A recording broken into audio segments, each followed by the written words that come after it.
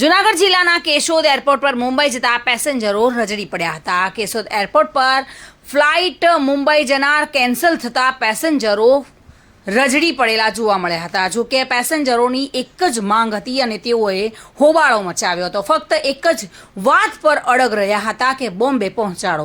ત્યારે એરપોર્ટ અધિકારી ચૂપકી સેવીને ત્યાંથી ચાલ્યા ગયા હતા. લોકો અવારનવાર હેરાન થતા હોય છે. ફક્ત મોટી વાતો કરીને લોકોને અલગ અલગ ગામથી આવીને હેરાન પરેશાન કરવામાં આવે છે. લોકો અલગ અલગ ગામથી એરપોર્ટ પર પહોંચ્યા હતા.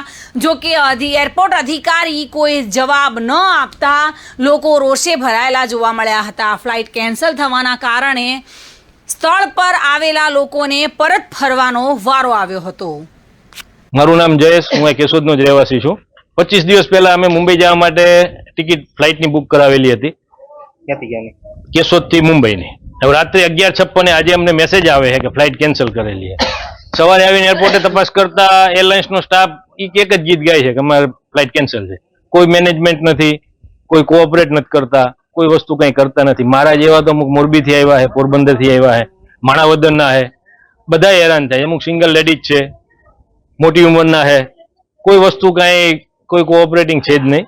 એરલાઇન્સનો સ્ટાફ એકદમ ઓલો છે, કોઈ વસ્તુ કંઈ કહેતા નથી. એ અમારી એક જ ડિમાન્ડ છે કે અમને ગમે એમ કરીને એરલાઇન્સ વાળા ગમે એ કરે બોમ્બે પહોંચાડે. મુંબઈ પહોંચાડવા એ એની જવાબદારી છે. રિફંડ લેવાનું કોઈ થતું નથી અમારે.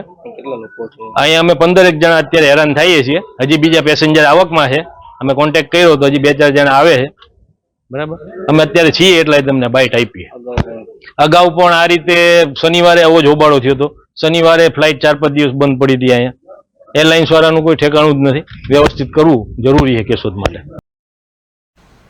મધુ રાવલિયા સાથે bureau report, today Gujarati news. દર્શક મિત્રો, ટુડે ગુજરાતી ન્યૂઝનું આ જાગૃતિ અભિયાન સિસ્ટમમાં બદલાવ લાવવાનો એક પ્રયાસ છે. જો આ પ્રયાસ આપને ગમે હોય તો ચેનલને લાઇક, શેર અને સબસ્ક્રાઇબર કરવાનું ભૂલતા નહીં.